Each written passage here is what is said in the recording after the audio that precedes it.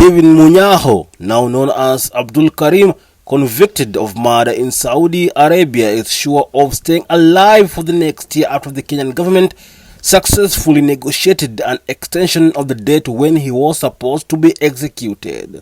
Munyakho was due for execution on 26 November 2024 following his incarceration in Shemaisi prison in the governorate of Mecca. Munyakho has since spent 13 years in different Saudi prisons. Foreign Affairs Principal Secretary Korir on Thursday said that negotiations between the Kenyan mission in Riyadh, Saudi authorities, and the aggrieved widow whose son was murdered led to the extension of the execution date. According to the PS, the extension will facilitate the settling of outstanding obligations.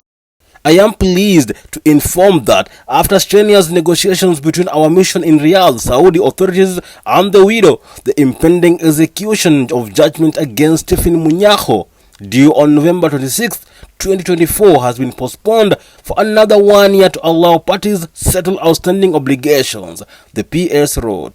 The PS further expressed hope to conclude the matter soon, believing that the cordial relationship between Kenya and Saudi Arabia will allow the matter to be finalized.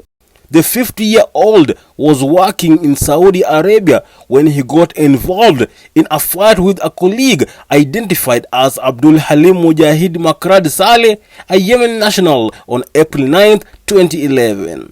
Following the fight, the colleague sustained injuries and succumbed to them. Munyakho was convicted of manslaughter, which was later reversed to a death sentence after the deceased family filed an appeal at the courts in Saudi Arabia. He was sentenced to death by sword. Since then, there have been efforts behind the scenes by his family and the Kenyan government to save him from the sentence. Munyakho has the option of escaping the execution if he can pay 10 million Saudi Arabia riyals, thus equivalent to 150 million Kenya shillings in terms of a diya or blood money settlement. The family failed to raise the money by the deadline they had been provided, May 15, 2024.